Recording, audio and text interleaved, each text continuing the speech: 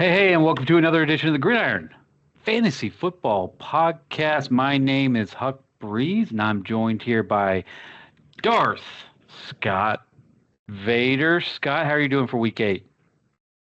I'm doing great, man.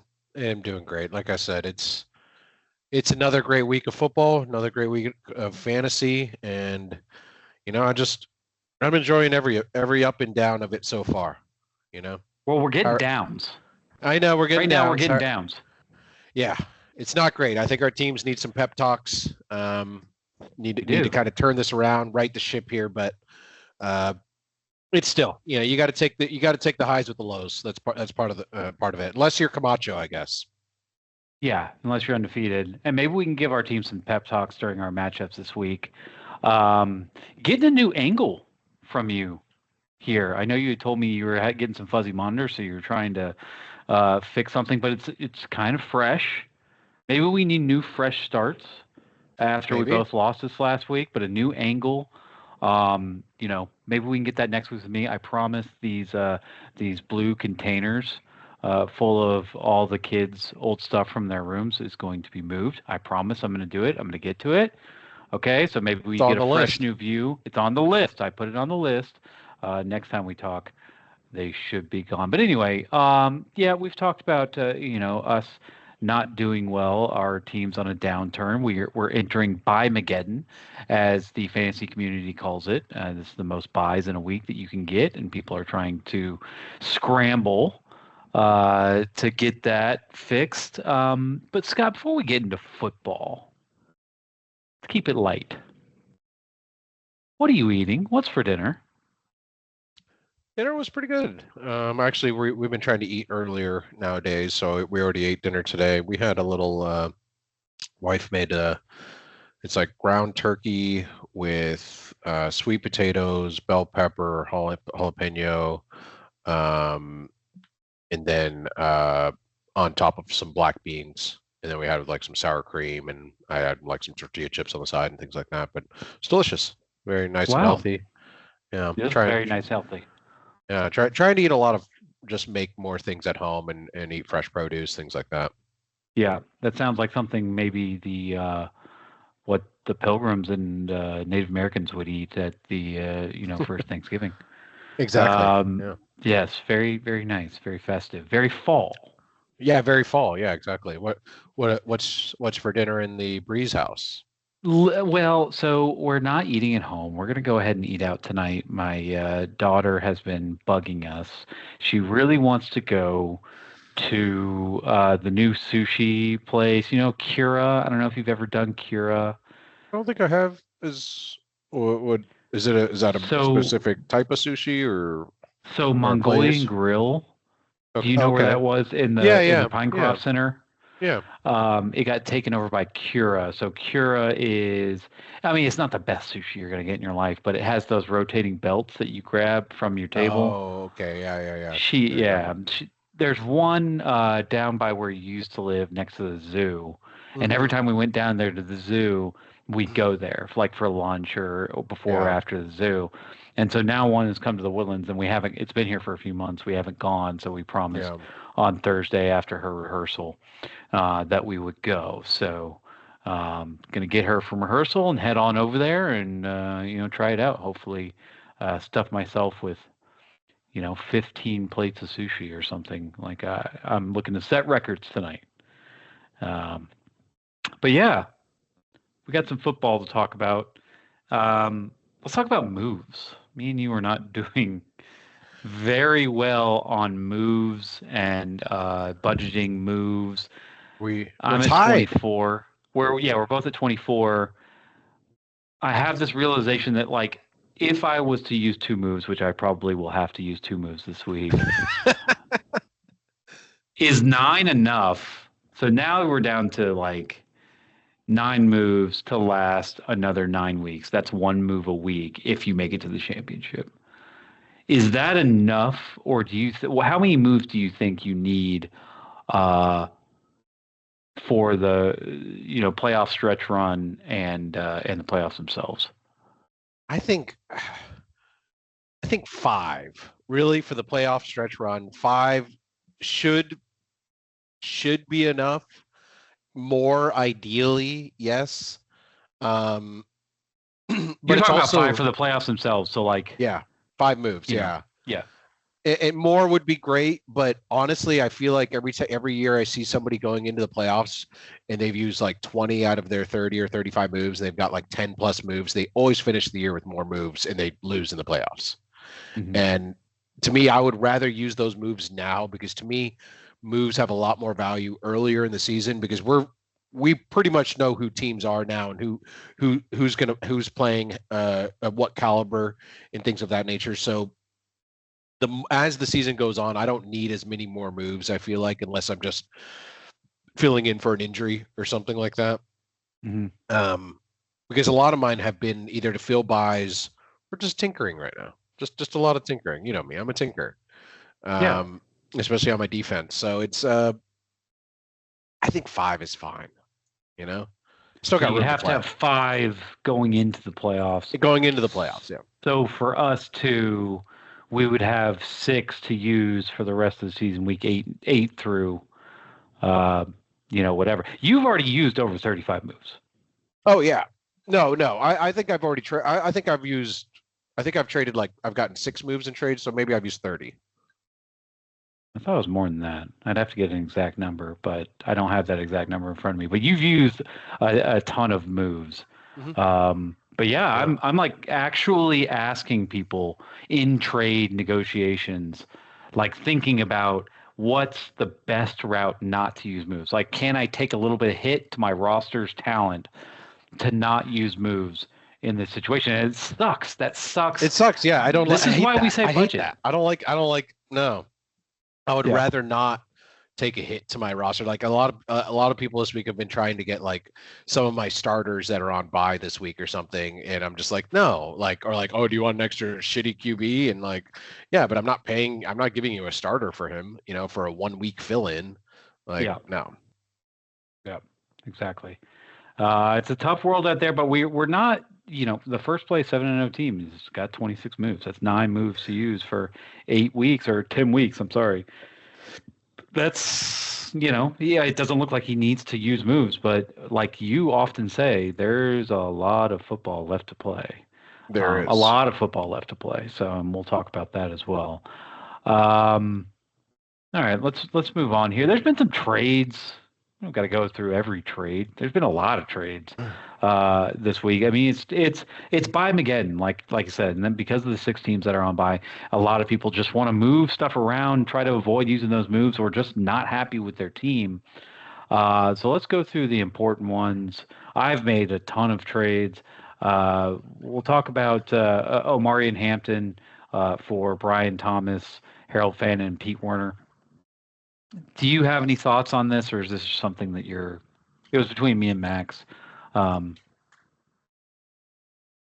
I thought it was fairly even trade. I mean, Max gets an upgrade at tight end, get a running back later. You'll get Brian Thomas Jr. and Pete Werner right now. I mean, no, it was It switched. I'm getting Omari and sorry. Hampton. Yeah. Sorry, but yeah, I think it's pretty even. And then you get that stack of Jack to Hunter Henry with Drake May. Yeah. No, I mean, I like that trade. So the goal here was to after the Chargers bye, and later on in the season, have a couple rookie running backs, Ashton Genty and Omari and Hampton, along with Brock Bowers and whatever, and be able to solidify those 2 running back spots. So really, for me, this trade was a lot of hoping that I make the playoffs so that this pays off. Because if I don't make the playoffs and I have a problem, like it's going to get close, or if I'm scrambling, then I'm trading Omari and Hampton for less than what he's worth. So that was kind of that bet. Yeah.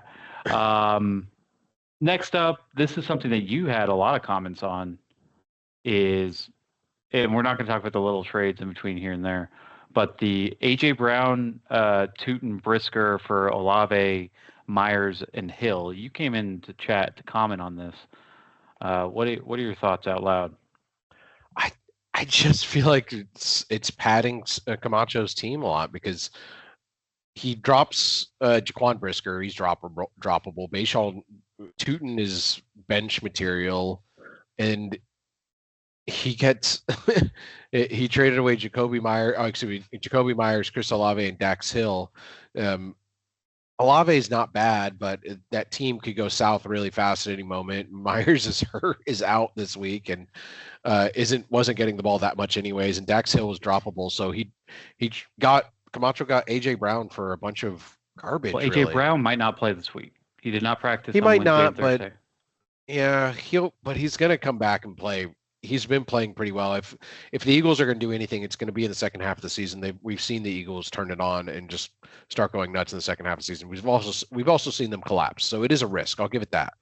But I feel like when they decide to give AJ Brown in any game the ball, he does really well. So it's like the talent is there. It's undeniable. So I feel like he definitely won on that trade. It just, I don't know, like I said, his wide receiver core going from Olave, Myers, Flowers to AJ Brown, CeeDee Lamb, and Flowers in like a couple weeks is like that was like one of his, not maybe his biggest weakness on his team, but a weakness on his team before, and now it's definitely a strength. And I don't feel like he gave up anything in it. He gave up Olave, Myers, Dax Hill here. That's nothing. Half of that's droppable.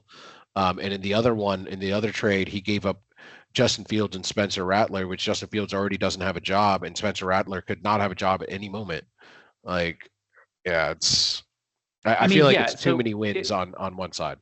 If Chase is successful at all this season, I mean, it goes deep in the playoffs or whatever. I mean, we'll look back at that specific trade with Neil and say, hey, this was kind of like one of the large reasons why he got to where he was. I mean, imagine this team sitting with Justin Fields right now, Spencer Rattler and Garrett Wilson, who didn't play last week. Like, instead he has, Bo Nix and CeeDee Lamb, who both. And Bo Nix has zero chance of losing his job. So right. I mean, that's that. So when this trade was made, I said it was good for Max. What I'm saying is this is a trade that Max needed to make, right? He's absolutely right that he needs that AJ Brown isn't untouchable to the point where it's like, I need to get wins right now. You're going back to this one. I need to get wins right now. Yep. And how do I get wins right now without making my team shit? And I don't think AJ Brown is one of those people where you look at Max's team and you go, damn, like you are really depending on AJ Brown. I think it's Bijan, and I think his CJ Stroud needs to play a lot better. No, you can't depend on him, but he can blow up any given week. And he's got such a high ceiling. He's got such a low floor. Exactly. But his floor is like the Eagles score 21 points in the first quarter, and they don't give him the ball. And they're all tush pushes. And they just run with Barkley or short passes to Goddard. Not much. And they just control the clock, and it just ticks down. We saw that with AJ Brown in week 1. We saw it in week 4 where he got like 1 and 2 catches. So both of them were Philadelphia wins, and one of them was against Dallas, who has been just gouged through the air. Oh. So you just don't know what you're going to get out of AJ Brown. And another thing with Chase's team is if you're 7-0, do you want to build the best team for week 8, or do you want to build the best team for week 15, 16, and 17? And one of the things is you're pigeonholing. You want to say, hey, I'll build my team so it'll be better, right now, and it'll just kind of stay that way all the way until the playoffs. I've done this. I did this year in baseball. It is a real problem in fantasy is when you have some sort of success and you build a team that it's like this team is unstoppable force in the middle of the season. Like things change. People get hurt. People start to suck. If AJ Brown goes through 3 weeks of like maybe hammy problems or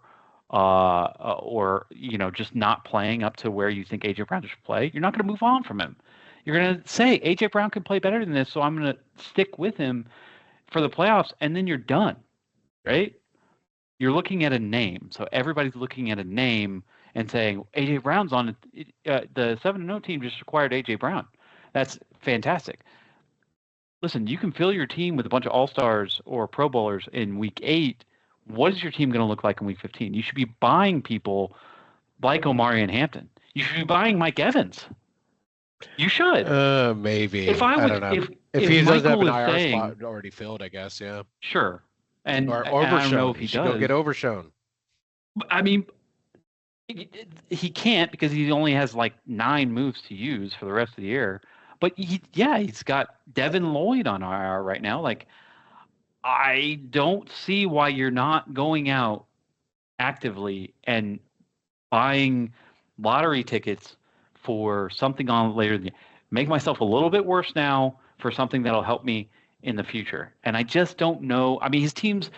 Listen, it would be dishonest for us to sit here and talk about Chase's team and say he's fake still.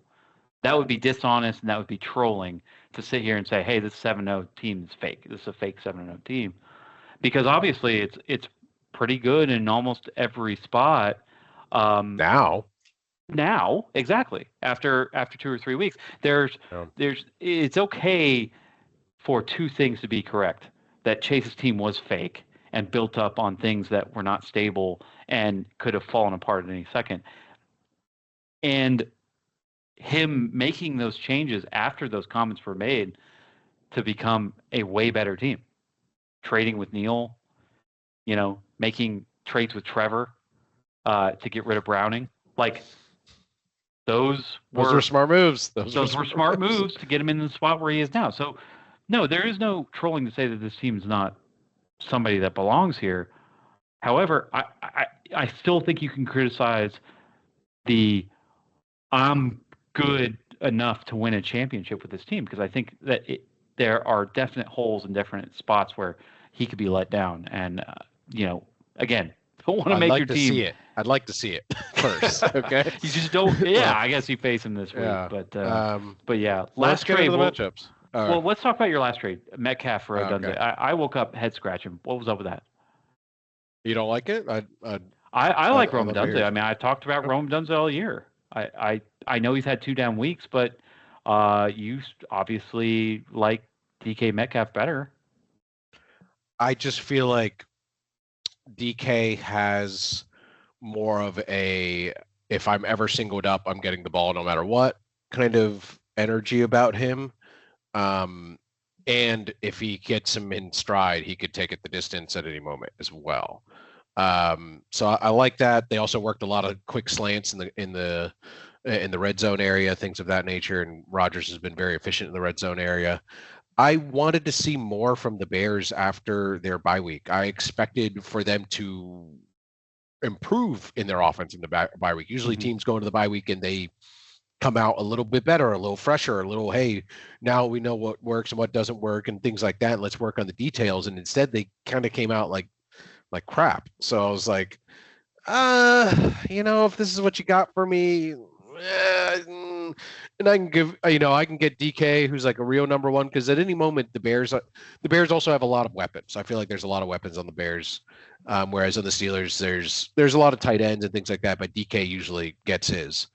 So yeah, I just like that, and it wasn't a huge. I didn't think it was like, I'm not talking shit about it, dude. He can still put up, he put up almost 30 points in week 2. He's still a very good wide receiver. It's just, I thought it was kind of a lateral trade, and if I could root for a Steeler on the offense, I'd root for DK. So it's all right. I mean, that just sounds like a homerism trade. It sounds like a home trade, and if that suits you, that suits you. Yeah, the points, they're like 1 point off, I think, and I think it's like 77, 78 right now. So it's like I said, it's fairly lateral.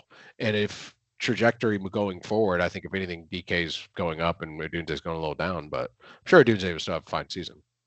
Yep. All right, let's talk about. Let's go to the matchups. Unless you got some free agents that are you're just dying to talk about. I feel like we're in a 14-team league with so many spots in our teams. I don't think I need to give these fuckers anything, personally. But no, they get nothing this week. I'm good. I'll give one that I want to, because I just want to like call it out. Like Jaquan McMillan, the slot corner for the Broncos is due. I mean, I'm just looking at deeper statistics about corners who make things happen. And yeah, he's been getting a decent amount of tackles, and he's got a couple sacks. Like against Dallas, it could be dangerous. He could be somebody that could put up a lot. I need a corner, so I might be putting up a move on him. We'll see. If this comes out and you listen and you beat me to it, more power to you. But yeah, and then on offense, again, it's Byemageddon, but Jalen Noel, my guy Nico's probably not going to play. Jalen Noel's going to fill in at wide receiver probably, and we've seen even with Nico on the field that Stroud in these inept offense that we have put on the field, it's disgusting. But even with Nico on the field, he's been hitting up Jalen Noel. So Jalen Noel's probably my guy if something goes down or if I need a wide receiver. But if you don't have anybody, All right, now I'll give. Oh, he's got I'll somebody. throw him a bone. I'll throw him a bone. Throw him a bone. I want somebody to pick up Kool-Aid McKinstry just because his first name's Kool-Aid. He's actually playing pretty well the past few weeks. So yeah, put up 20 points a few weeks ago, 7 points last week. So pretty good for a DB, and his name is Kool-Aid. So, I mean, he doesn't even need a nickname. He's already got one. I still think Kendrick Bourne will come back and play well. I know it's at Houston this week, which is very tough pass defense, but I think he's still going to have a decent day just because there's nobody else out there really. And he had 2 really good weeks. He had down week last week, but they just straight up didn't throw the ball last week. Everything was to McCaffrey. That's not going to be the case every week. So I think he's a very viable wide receiver to have. Okay. Fair enough. As far as picks are concerned, last week I caught up for one game. I went 4-3. You went 3-4.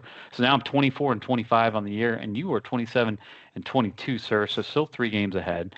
Scott, are you ready for week 8? Woo! All right. Okay, let's start out with Unicycle Polar Bears against Maestro. I'm going to go ahead and go first here.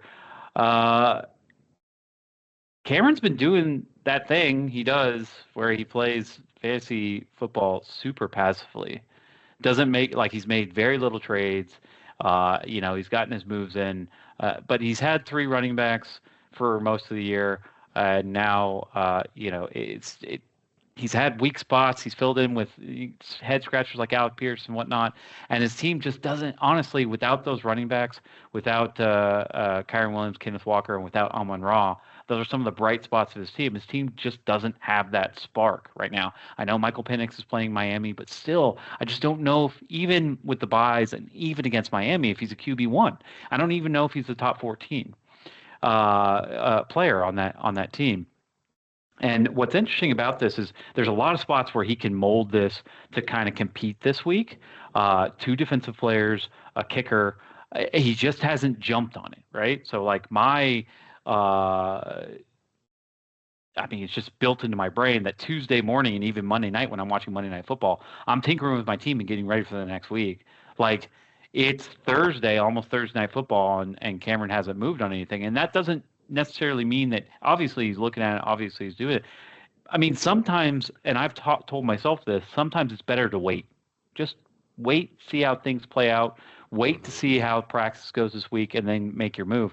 And perhaps he's doing that. On the other side, this is a double bye. So Michael's been staring this down week 8 down all year. A double bye where he snags Andy Dalton, holds on to him tight, and says, this is probably not going to be a spot that he moves him. He's got both running backs, Justin Jefferson playing tonight, and a decent matchup against the Chargers, and a pretty full defense. Listen, I think Cameron's going to put a full team on the field and have 2 quarterbacks, and it really is a struggle for me to, even though Michael's defense has played pretty well, it's really a struggle for me to go into a matchup and pick somebody with 1 quarterback. It's just hard for me to do, right? Because even if Penix throws 10 and Caleb Williams throws 20, there's no way Andy Dalton's going to meet you on that. And now you got to make it up at every other position. And I just don't know if Michael has the talent on the field right now, with the buys of both quarterbacks and Cooper Kupp, which is kind of the way his team is built. I'm going to go with Unicycle Polar Bear on this one, pending those moves that I'm sure he'll make. And we'll go from there. What do you think on this one? I mean, I definitely agree with the first part of your statement that I would tend to wait in this situation because it is Byemageddon, and so he has a lot of players on bye, so he has kind of issues of who to drop and things of that nature. And just wait and see if you really need to, check in after the noon games, you know, there isn't a double header on Monday night, which has been a bit of a luxury for doing that the past couple of weeks. But you still have Monday night, and so it's really defenders and a kicker, so you can probably find those late if you need Sunday night or Monday night. And yeah, the Maestro right now, he's got Andy Dalton versus Buffalo in the rain. That's not going to be great. Yeah, because Caleb Williams and Michael Penix versus Miami and at Baltimore is both very favorable matchups. Justin Jefferson would have to go off for the Maestro, but he's at the Chargers. It's a tough matchup. He's got Quentin Johnson versus Minnesota, which isn't fantastic either, but might put up some points, not enough to save him. Javonte Williams has been great at points this season, but he's at Denver. Again, another bad matchup. His best matchup is at New Orleans for Rachaad White, but it's not going to be enough to save him. Unicycle Polar Bears, Devontae Smith, Alec Pierce, and Keon Coleman. It's not the best wide receiver core, but it'll be enough since he's got Amon-Ra St. Brown on bye. Like you said, he's lucky he's facing Maestro, who's also hit by buys even worse than him. So, yeah, I'm definitely going to take Unicycle Polar Bears this week as well. What we're not mentioning about Unicycle Polar Bears is if A.J. Brown does not play, Devontae Smith against the Giants by himself is like one of the only feature receivers is a lot. And he got him for Tyson Campbell.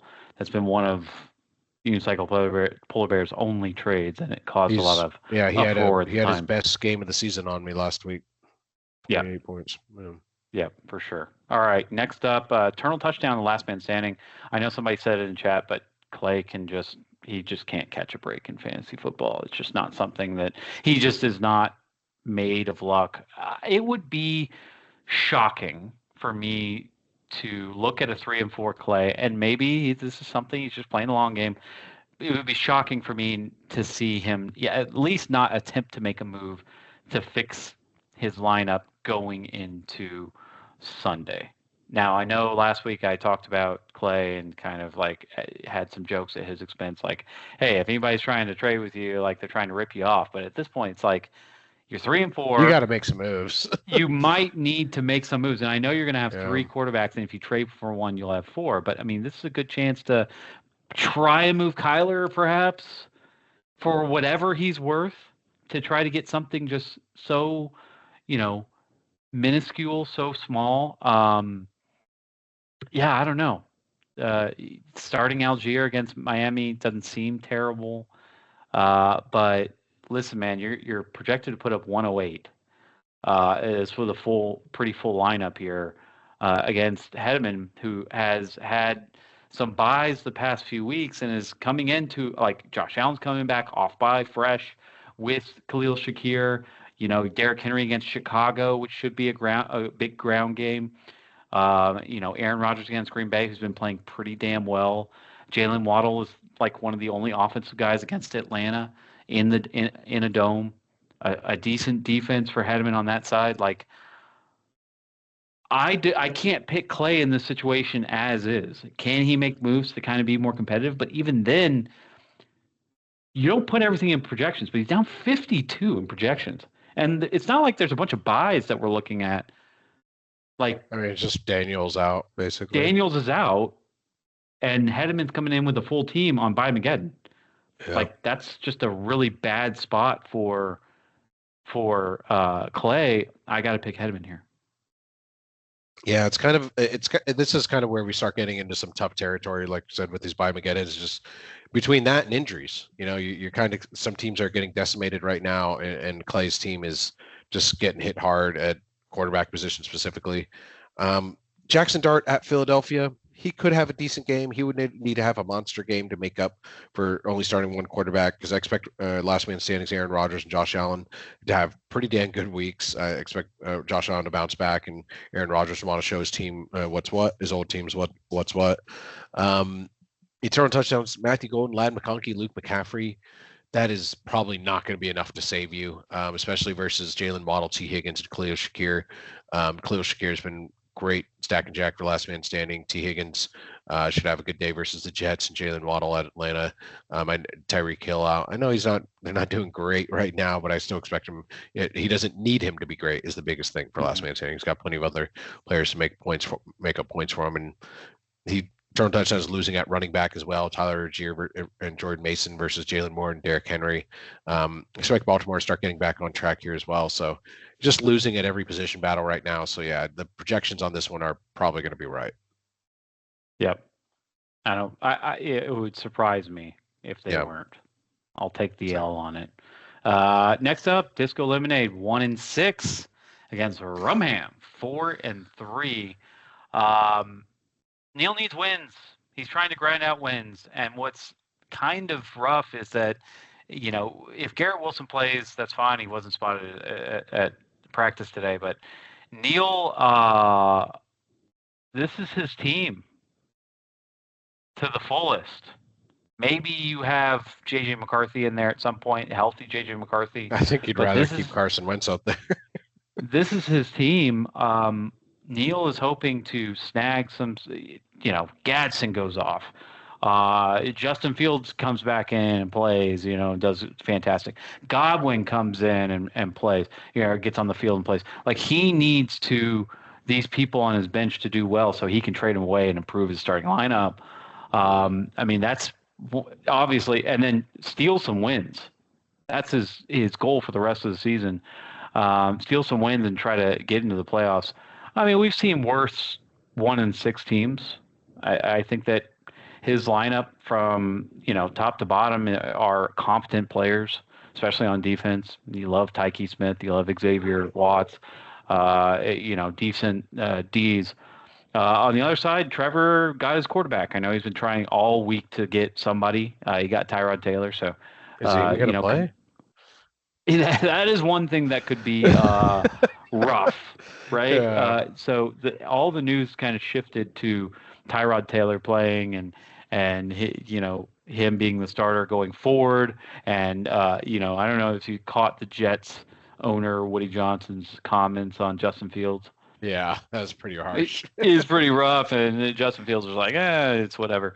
But it is kind of it's like a gravestone on Justin Fields' career with the Jets. So it'd be very surprising to see him come back and play. But if Tyrod Taylor's knee's not right heading into the weekend, that would be hilarious.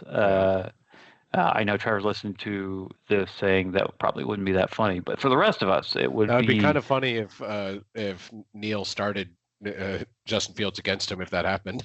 If he Carson Wentz for him, that'd be hilarious. Would you play Fields over Rattler at this point? Playing tonight though, so you might not have a chance. I don't think he would play him over Wentz. I think if Fields does end up playing, he would play him over Rattler. Maybe he's got that itch now. Now that he's got that little. Cincinnati's D is like really bad, especially against the pass. So anyway. Yeah, it would be funny. But I personally, if I did bet, would Tyrod's going to go out there and start in the weekend and play. Trevor's team, besides Dave Montgomery and Bryce Young, this is his team. So he's fielding, a bunch of starters here. We'll see how Vidal goes tonight. I have a lot riding on him in daily fantasy.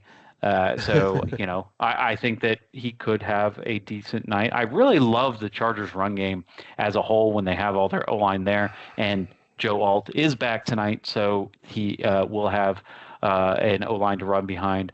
Daniel Jones against Tennessee is a good matchup. And his defense is pretty much all there. So he's avoided Byemageddon for the most part. I'm going to go ahead here and pick Rumham, and really just based on this, I've picked Disco Lemonade so many times. So, and he has lost. Is this the only reason I'm leading?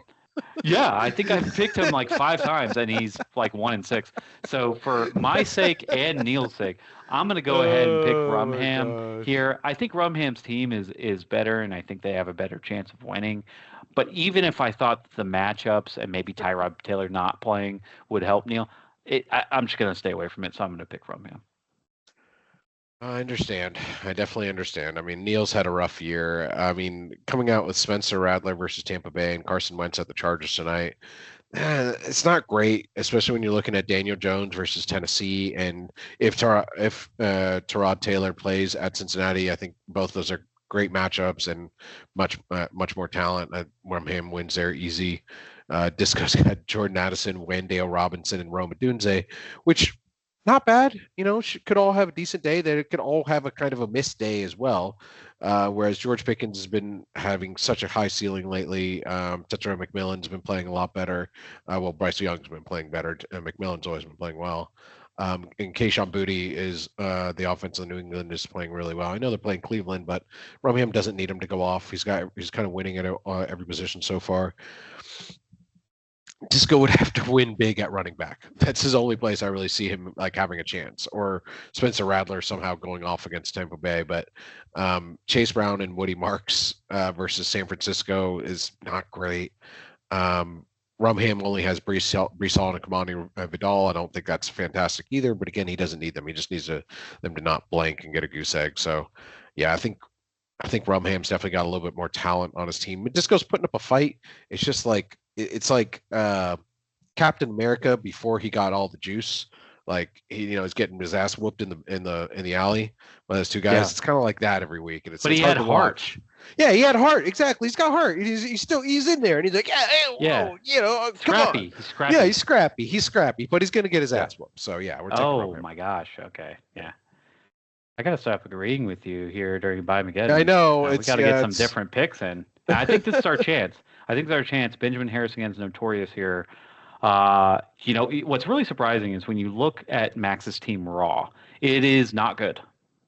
Like this is not a good team. I feel like you've been saying that every week about poor Max here. Well, he's 2-5.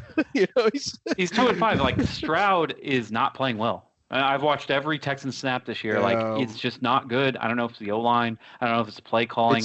It's the play calling and the execution as well. It's a lot. Like we had a second and long, and we got down to 3rd and 1, and we ran Woody Marks into the ass of the left tackle and left guard.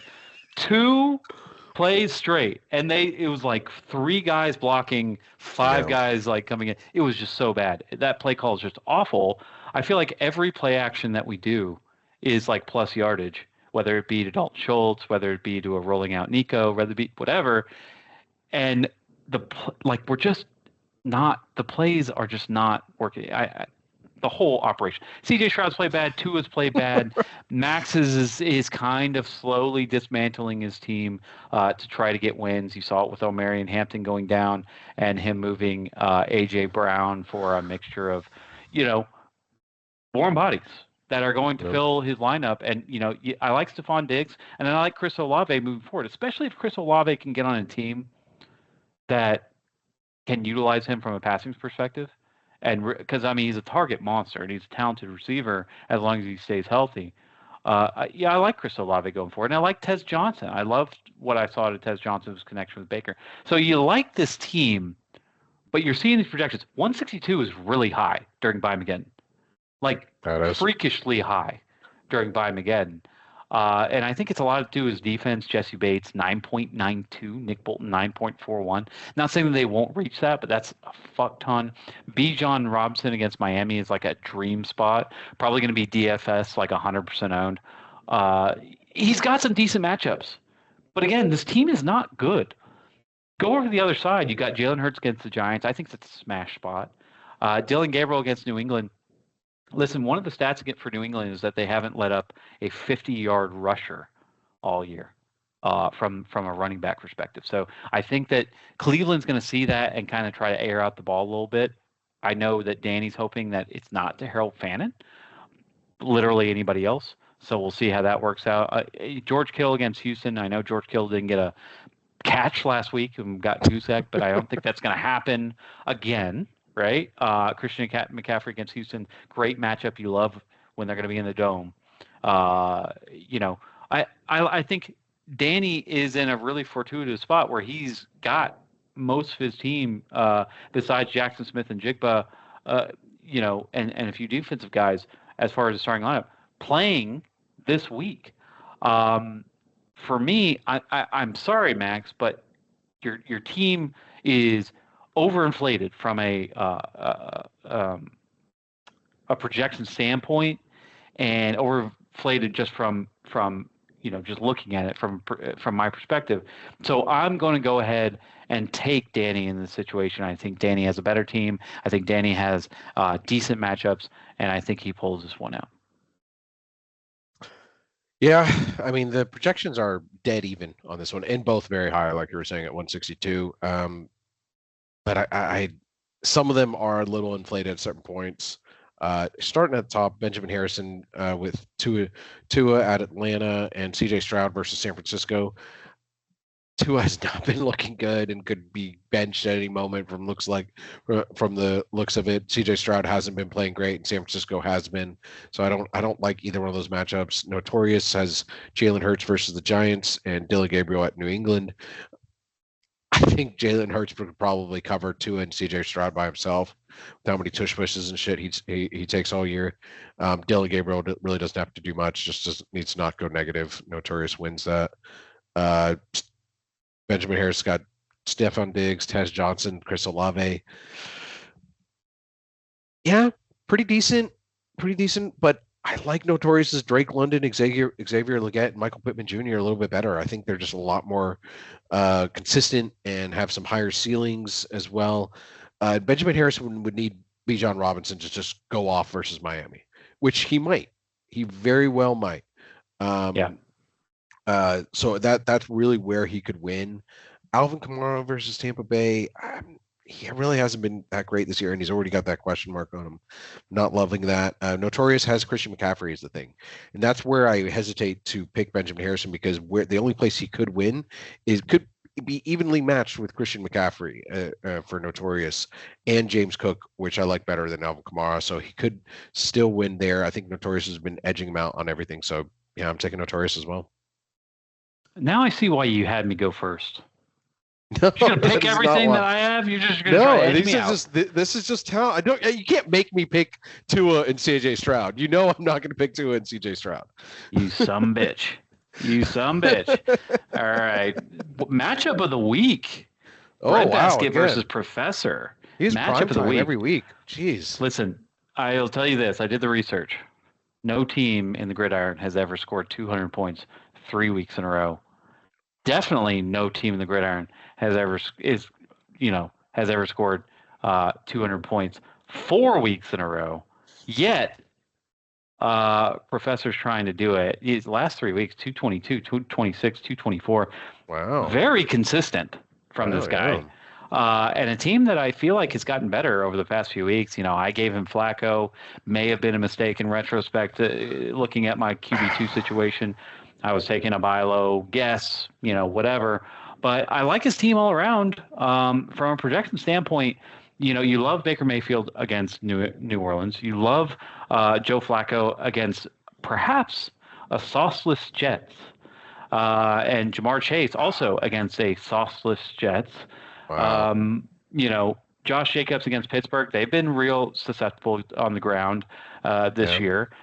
You love to have anybody in that facing Dallas, and J.K. Dobbins is doing that. And I know there's not a lot of people, and it's going to be a sore subject in the end of the year, I can already tell, but Shamiri DK and all of these guys who are involved on offense and returning kicks are always so drastically underprojected because of return yards not being baked in.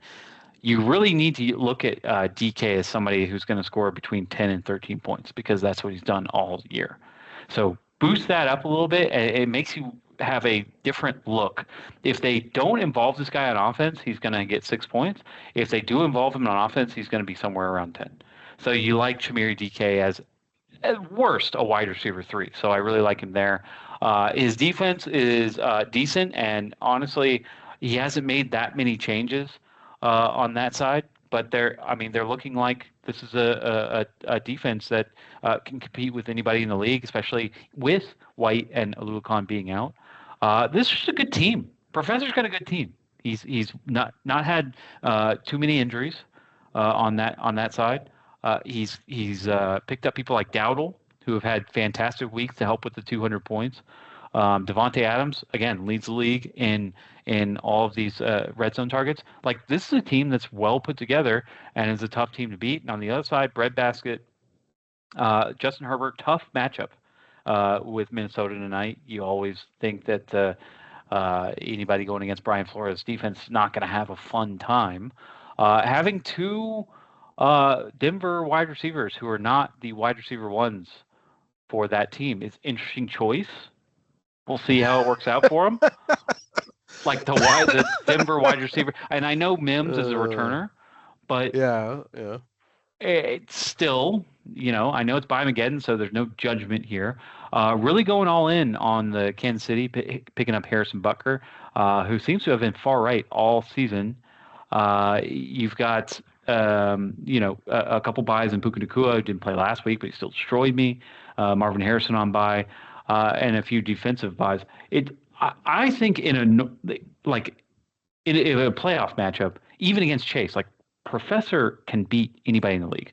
I think Professor's team might be better than Chase's, to be honest. Looking at the progression, I know he's put up just a few more points in the season, but Baker Mayfield, Joe Flacco, the best wide receiver in the league. Like, I really think that this team, Jake Ferguson's the best tight end in the league right now. I know it's just we're halfway through the regular season, but at this point, if I had to pick who's the best team in the league, it would be Professor. I'm taking Professor. It's I think this might be an even more even matchup than the last one, what the projections were saying, just because I like Patrick Mahomes versus Washington. I like Justin Herbert versus Minnesota tonight. Professor does have Baker at New Orleans, Joe Flacco versus the Jets. Like I said, they might be sauceless. I think Professor definitely has a high ceiling with him. I just think Breadbasket is a little bit more consistent with his quarterbacks, so I kind of expect Breadbasket to edge him out there. But the thing is Professor's stacking Jack to Jamar Chase. That's really the big thing. If he ends up with 60 points out of them again, or 70 points, which he very well might, it's not going to be a good day for Breadbasket. Mm-hmm. The starting two Denver receivers is not a great sign, because there's a very good chance Troy Franklin might end up with like 1 point, and Marvin Mims might have a decent day, might not. Yes, he gets the return yards, and then he's got Hollywood Brown, who did not have a great day with Rashee Rice's return. Professor's going to probably beat him big time on receivers there, and swings it back to Professor's way. DeAndre Swift, if he didn't, is he going to play? He's got a little Q there. What's your Q, buddy? Groin. That's not great. Limited participant. It's not great, and I really hope he plays because I don't want to see any Monungai. Yeah, but him and Chuba Hubbard versus Buffalo, I much prefer Josh Jacobs at Pittsburgh and J.K. Dobbins versus Dallas. Much better matchups for a run. Professor, like I said, would need Mahomes and Herbert to just, absolutely go crazy for him to win. He has a chance to win. But even his stack and jack to Travis Kelce isn't bad, but Professor stack and jack is better. Jake Ferguson at tight end is better right now than Travis Kelce. So it's not looking good for him in a lot of positions. I apologize. I'm trying to pick Brad here, but I can't. I can't. Like I said, until I see Professor have a bad week, which he hasn't in a little while, I'm going to take Professor as well. It's tough. I mean, this Byemageddon seems a little bit more cut and dry than most of the other weeks. It's just these teams are really, they're going to have to climb mountains to get wins. But I'd love to see some upsets this week. Let's do Darth Scott against Camacho. Listen, one of the things that I was worried about because I traded away, we didn't really talk about it, but I traded away Taysom Hill, is Taysom Hill historically, and a lot of what I've based fantasy football on is historical data. Taysom Hill has like one or two blow-up games. And when I say blow-up games, I mean he scores 40 points. He scores 2 on the ground and 1 through the air, or throws 1, or does something like that. It's going to be this week. Kendre Miller is out with an ACL tear. So you've got Kamara, and then what else on the ground? You're signing backups, whatever, and maybe you can involve somebody else on the ground. But Taysom Hill is going to get a chance against the Tampa Bay team, which you can disregard. Like, okay, Tampa Bay is 4th, 6th. He gives up 6 most points to the tight end. Well, Taysom Hill's not a tight end. Taysom Hill's just going to be in all these different spots. There's going to be a game where he scores 20 plus points, and I know that if I started him during these games, that he would score 2 or 1 or 0, but at some point it's going to blow up. So you're just hoping that you don't get hit with that dynamite. Um, you know, Bo Nix against Dallas, like whenever you see Dallas give up the most points to the QB position, whenever you see Dallas on the schedule, like you don't want the opponent's quarterback playing them. That's a rough spot in any sense. Jonathan Taylor against Tennessee, smash spot. It's not looking good for you in any sense. Michael Parsons against Aaron Rodgers, you're going to see a good game. I think that's going to be a good game, but you don't want Michael Parsons going against the immobile Aaron Rodgers. And on the other side, if you're a 7-0 team, right? I feel like Chase every single week is facing a hobbled team. You don't have a second quarterback because you've been hit by Byemageddon. I understand last week you were like, hey, I'm not going to go with the second quarterback, like whatever. This is 2 weeks in a row. So you're going to be past your buys after this. You love the receivers, Sutton, Rice, Abuka. That's a good lineup regardless, even without DK in there, which, I don't know how you handle that going forward, but we'll see how you do it. Saquon and Scotabo, not bad. Tucker Kraft against Pittsburgh's good. And I really do like your defense just as much as Chase's on that side, but especially a full defense. But it's really hard to pick you against a 7-0 team with one quarterback. If Chase is going to lose, unless Lamar Jackson scores 50 points, drops a 50 burger, I just don't understand. I don't know how you're going to put up enough points to beat him, so I'm going to go with Chase. Understandable. It's, I think it's probably the prudent choice to pick the 7-0 team, especially when he's playing another, the third team in a row with one quarterback, I believe. So that is that could be a smart choice, but I need my team to pick it the fuck up is what I need. Mm-hmm. Lamar Jackson, your fucking hamstring hurts. Well, guess what? Now your back's going to hurt too, because you just have to pick up in the whole team there in Baltimore. Now they have no offense and defense without him. So he's basically everything. So I need him to carry that team and a little bit of my team this week, basically, because I am on Byemageddon. Cortland Sutton, Rashee Rice, Emeka Buka. Personally, I think Emeka Buka is playing hurt right now. Last week he looked like he was running at like half speed. Rashee Rice, great comeback. Cortland Sutton needs to have a big day versus Dallas. I need a lot of Bo Nix's points to go to Cortland Sutton. I'm probably going to end up benching Emeka Buka for DK, just because, like I said, I don't think he's playing 100% right now. I hope they bench him and he has bye next week and he just rests. Saquon Barkley, can you ask them to throw you one fucking screen? One. Just one screen. That would be amazing. Get the ball in space with blockers, because obviously they have absolutely terrible run blocking for him. They're in the backfield every time, every freaking down. He works his ass off just to get to like 1 yard. It's ridiculous. Scotabo, you're doing great. Keep doing what you're doing. Don't ram your head into too many walls though. Tucker Kraft, also need him to have a big day versus Pittsburgh there. Boswell's great. My defense needs to pick it the fuck up. Fucking eternal touchdown giving us crap. More like eternal depression how often he gets last place. But we're getting crap from that guy. So your defense needs to pick it the fuck up. Chase does have a good team. Jordan Love at Pittsburgh, Bo Nix versus Dallas, amazing fucking matchups. I need somehow for them to not play well. However that ends up being, I need them each to have a bad day, or at least one of them, which is very unlikely. CeeDee Lamb at Denver, that's probably one of my saving graces if their defense can play well and keep him under wraps. Zay Flowers, I just need Lamar Jackson not to throw to him, throw to everybody else. Juwan Jennings at Houston, I think, has a bad matchup. Devon A-Chain, they could fall apart at Atlanta. I could definitely see that. Jonathan Taylor versus Tennessee. That's my other biggest problem here, is he could definitely have 3 to 4 touchdowns in that game very easily, like he did the first time he played them. And I need to not be on the Taysom Hill fucking blow-up week. I need him to have another 0 points or 1 point game like he's been having.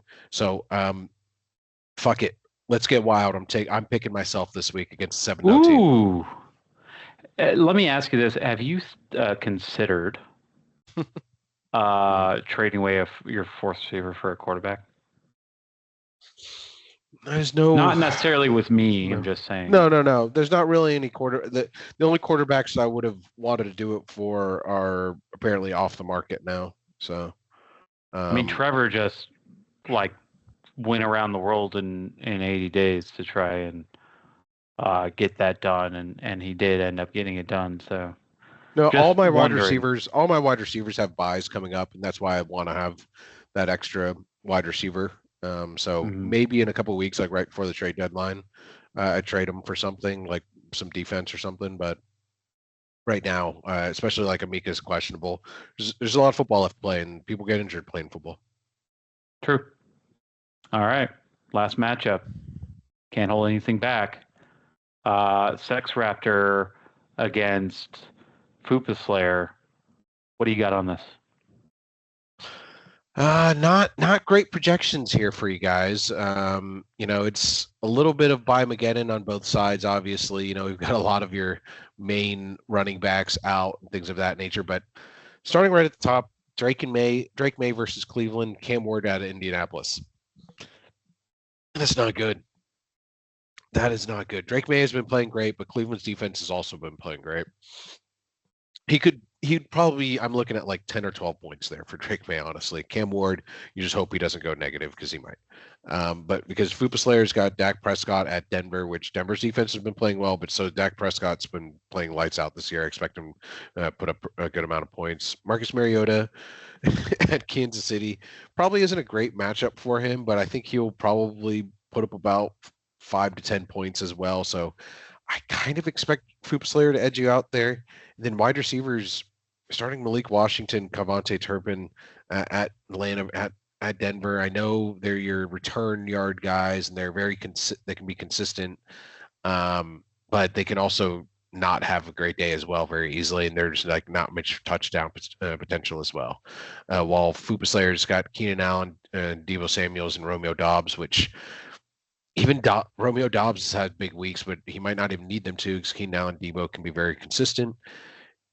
Running backs, Trevion Henderson, Brashard Smith, those are not good running backs, man. That is not going to have a good day because Quinshon Judkins just coming off a 3 touchdown game, and Kyle Monangai versus Baltimore could have plenty of touches if they're up by a lot. I don't know. He's not starting a tight end. He's missing a defender. So Hunter Henry, I definitely think could have a decent day. Could also not, especially versus Cleveland. So might not be enough of a differentiator. I expect him to pick up some people if he needs to late Sunday, but I'm going to take Fupa on this. I'm not really that surprised by it. I mean, here's the thing: my team needs a pep talk.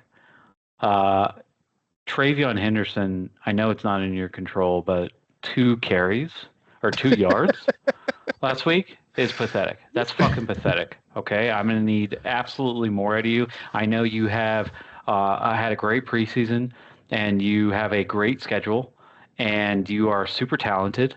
And I know Drake May is going to just steal your thunder, but there's always room for running backs in an offense like this. Okay, I'm putting all my baskets in this New England. I need you to take a page out of Drake May's book. He's the leader of our team. He's the leader of probably the NFL. He needs MVP votes. Uh, I need you to go out there and play with some more gusto. I need you to get some points. Brashard Smith, let's hope that fucking Kareem Hunt does not play. Um, Otherwise, I hope you get some work. I hope you get some passes. I hope maybe Kansas City takes this huge lead like they did last week, and you get some more play and maybe a touchdown. Let's get that touchdown. Cam Ward, you were awful. You were so bad. I know watching you play, everybody's like, "Oh, you're trying to polish dirt, sell you." Like I'm trying to sell you something for free. I'm trying to sell you a third quarterback. I'm not trying to sell you a second quarterback. I'm trying to sell you a third quarterback. And Cam Ward's off the table just because I've gotten so much like, no, no. Like, I get it. He is bad. He is not good. I am not trying to sell him as something good. I'm asking, do you want a turd for your turd spot? You need a turd. Everybody needs a turd. Nobody has anything. Do you want a turd for your turd spot? No, he's a turd. I don't want him for my turd spot. Like, shut the fuck up. I hope he gets 10 points. I really honestly hope Tennessee goes down by 20 points so that Cam Ward can get that trash time. That's all I'm asking. Give me 2 touchdowns. Two Trash touchdowns this time. week. Full Trash trash. time. Um, yeah, got everybody on bye. Nick Collins has scrambled eggs brain. Like, for the Texans' sake, for my fantasy team's sake, please, please get well soon. I know you're not going to play this week probably, and I'll have to replace you, but please get well soon. On the defense, you guys are looking great. Don't change a thing. Servosia, I think that's how you say his name. Servosia Dennis, fantastic week. This is your high point of the week. Clay is worried about all teams not being able to get to the second level against the Colts. So that's why Zaire Franklin's not been scoring. Well, that might change this week against Tennessee. Maybe they find some holes. Maybe they throw the tight end a little bit more. Zaire Franklin, please get some points. Nick Bonito and TJ Watt go ham. I don't know why Green Bay is the worst, gives us the fewest points to defensive ends. But TJ Watt, please put that to the test because last week you did nothing. Nothing. So I'm going to pick myself. I'm pretty sure you're going to pick against me. This is a chance in our matchups to catch up, and maybe